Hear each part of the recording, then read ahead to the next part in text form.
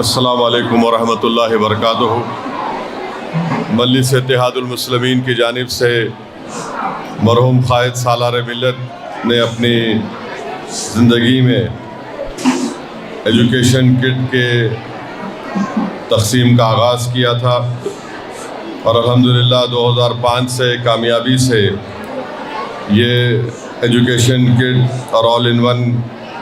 مرحوم قائد کی شروع کردہ اسکیم کامیابی کے ساتھ آج بھی چل رہی ہے۔ آج اس سال مجلس اتحاد المسلمین کی جانب سے ایس ایس سی کے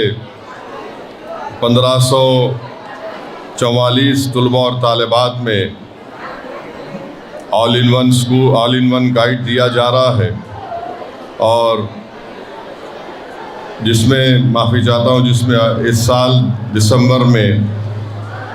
8000 طلباء اور طالبات کو یہ آل ان ون گائیڈ دیا جا رہا ہے،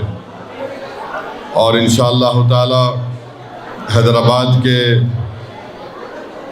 1540 طلباء اور طالبات کو، جس میں قریب 90 اردو میڈیم کے اسکول ہیں، اور ماباقی 6450 تلنگانہ کے دیگر اضلاع میں یہ تمام آل ان ون گائیڈ کو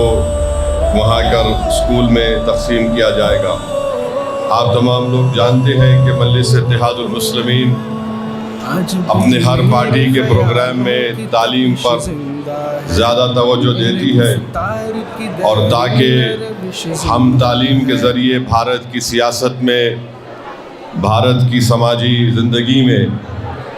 اور معاشی زندگی میں ہم اپنا ایک مقام کو حاصل کر سکیں گے۔ کوئی ایسی سیاسی پارٹی نہیں ہے جس نے تعلیم کے میدان میں اتنی خدمت ابھی انجام دے رہی ہے،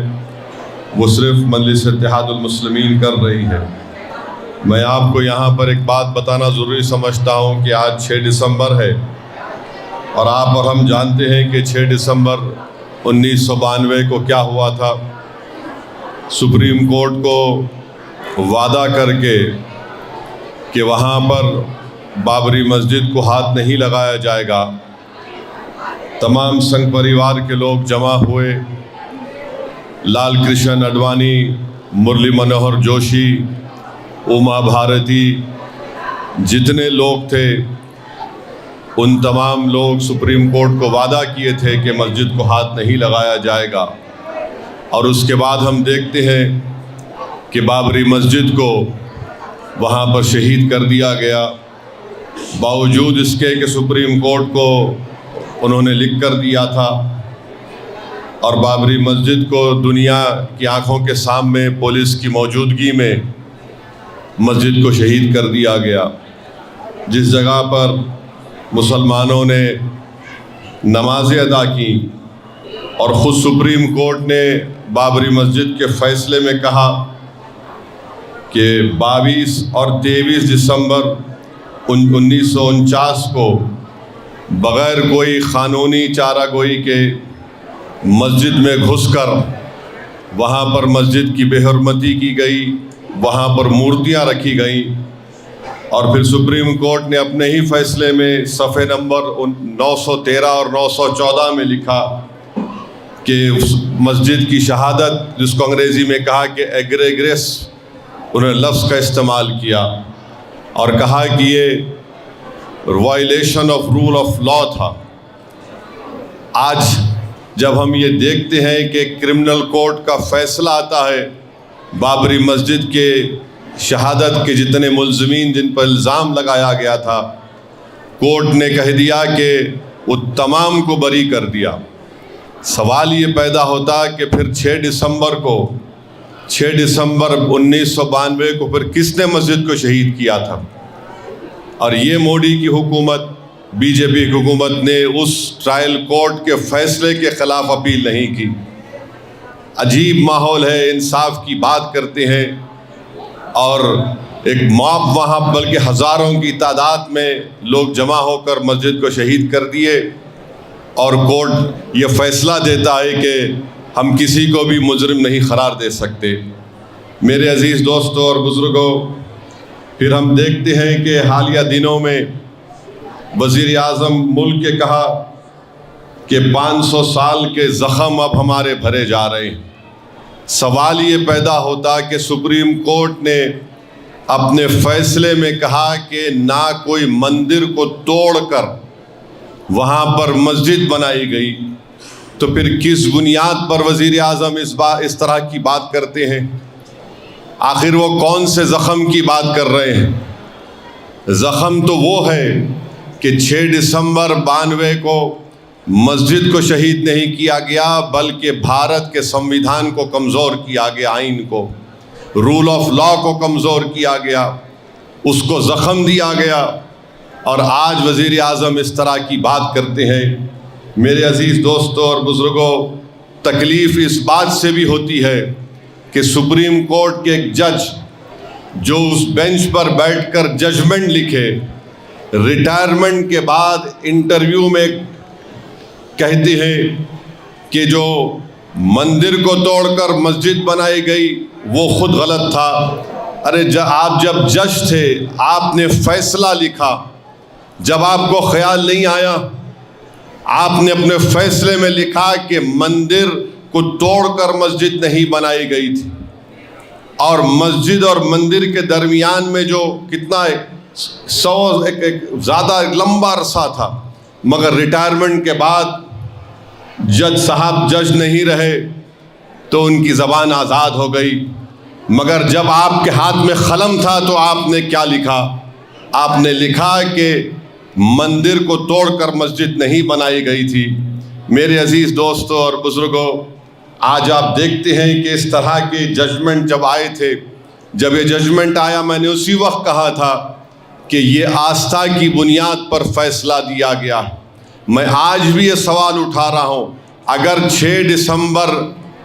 1992 کو اگر مسجد شہید نہیں ہوتی تو سپریم کورٹ کے ججز کیا فیصلہ دیتے؟ کیا فیصلہ دیتے آپ نے آستھا کی بنیاد پر فیصلہ دیا، اور پھر جو مسجد 400 سال سے ٹھہری ہوئی تھی اس کو آپ نے اپنے کورٹ کے ججمنٹ میں کہا ہے it is a violation of rule of law, اور جج صاحب بعد میں انٹرویو میں یہ بات کہتے ہیں۔ بہرحال ان کا چہرہ سامنے آ گیا دنیا کے سامنے، مگر اس بات کو ہم کو سمجھنا اور یاد رکھنا ہے کہ 6 دسمبر ایک یوم سیاہ ہے۔ 6 دسمبر ہمارے ملک کے لیے ایک سیاہ دن ہے، جس طرح گاندھی کو جس دن مارا گیا تھا وہ یوم سیاہ ہے۔ جس دن 6 دسمبر 92 کو مسجد کو شہید کیا گیا وہ ایک کالا دن تھا۔ جس دن اندرا گاندھی کے قتل کے بعد دلی کے سڑکوں پر سکھوں کا خون کی ہولی کھیلی گئی تو ملک کے لیے کالا دن تھا۔ جس وقت 2002 میں گجرات اور احمد آباد میں فسادات ہوئے وہ ایک یوم سیاہ تھا۔ تو یہ ایسی چیزیں ہیں جس کو ہم کبھی نہیں بھول سکتے، نہ بھولنا چاہیے۔ یاد رکھیے، اگر قانون کی بالادستی رہے گی، رول آف لا رہے گا، تو جمہوریت مضبوط ہوگی، انصاف مضبوط ہوگا۔ اور اگر انصاف کرنے والے ریٹائرمنٹ کے بعد اس طرح کی بات لکھتے ہیں، انٹرویو میں بولتے ہیں، تو خود وہ اپنا تماشا کر رہے ہیں اور اپنے چہرے کو بے نقاب کر رہے ہیں۔ بہرحال میرے عزیز دوستوں اور بزرگوں، آج وقت یہ ہے کہ ہم کو متحدہ طور پر اپنی عبادت گاہوں کی حفاظت کرنا ہے، اور جو فیصلہ سپریم کورٹ سے آیا تھا، جو آستھا کی بنیاد پر تھا، آج آپ دیکھتے ہیں کہ 1991 پلیسز آف ورشپ ایکٹ ہونے کے باوجود بھی کئی مساجد کے اوپر کیسز پڑ جاتے ہیں۔ اور اسی بابری مسجد کے کیس میں اس ججز نے لکھا تھا کہ پلیسز آف ورشپ ایکٹ کا تعلق بیسک سٹرکچر سے ہے۔ سپریم کورٹ ایک بات بولتا ہے اور لوور کورٹ اس کو قبول نہیں کرتا ہے۔ بہرحال ہم کو جتنی اللہ نے ہم تمام کو صلاحیت دی ہے، ہم آئین کو مضبوط رکھیں، قانون کی بالادستی کو برقرار رکھیں یا رول آف لا کو برقرار رکھیں، اور ایسی طاقتوں کو پہچانیں جو ملک کے آئین کو، انصاف کو کمزور کرنا چاہتے ہیں۔ یاد رکھیے، اس ملک کا کوئی مذہب نہیں ہے،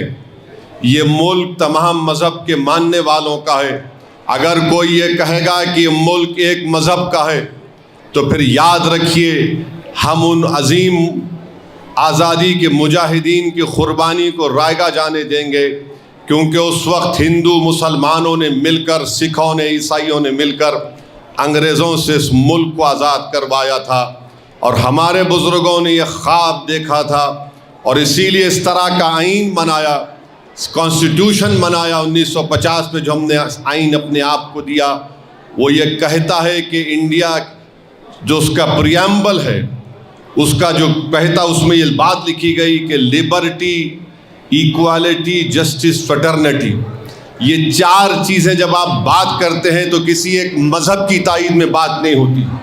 تو بہرحال یہ چیزیں ہیں جس پر آپ کو ہم کو غور کرنا ہے۔ میں مبارکباد دیتا ہوں ان تمام طلباء اور طالبات کو جو حیدرآباد کے 1540 طلباء اور طالبات جن کو آج آل ان ون گائیڈ مل رہا ہے۔ میں امید کرتا ہوں کہ انشاءاللہ تعالی وہ اپنی تعلیم کو 10th اور 10ویں جماعت کی مکمل یا کامیاب ہونے کے بعد بھی جاری رکھیں گے، وہ اپنے خوابوں کو پورا کریں گے، اور انشاءاللہ تعالی مجھے یقین ہے کہ خاص طور سے ہماری بیٹیاں مسلمانوں کے نام کو روشن کریں گی، ملک کے نام کو روشن کریں گی، اور ہم ان کے ماں باپ سے یہ گزارش بھی کرتے ہیں کہ خاص طور سے اپنی بیٹیوں کی تعلیم پر توجہ دیجیے، ان کو قابل بنائیے، ان کے خوابوں کو پورا کریے، ان کو طاقتور بنائیے، اور یہ بھارت، ہمارا یہ وطن عزیز اس وقت طاقتور ہو سکتا ہے جب ملک کی 50% آبادی جو ہماری خواتین ہیں وہ تعلیم یافتہ ہو۔ اور یہ بات بالکل سچ ہے کہ مسلم خواتین میں تعلیم کا فقدان ہے، ہماری بچیوں میں لٹریسی زیادہ ہے، لٹریسی ریٹ بہت کم ہے، اس لیے بچیوں کو پڑھانا، ان کو کامیاب کرنا، ان کو طاقتور اگر ہم بنانا چاہتے ہیں تو ہم اپنی بیٹیوں کو تعلیم کے زیور سے آراستہ کریں تاکہ وہ ناانصافی کو ختم کر سکیں، اور ہر گھر میں ہماری بیٹی اگر تعلیم یافتہ ہوگی تو وہ گھر علم کے نور سے منور ہوگا۔ بہت بہت شکریہ۔ وآخر الدعوانا الحمدللہ رب العالمین۔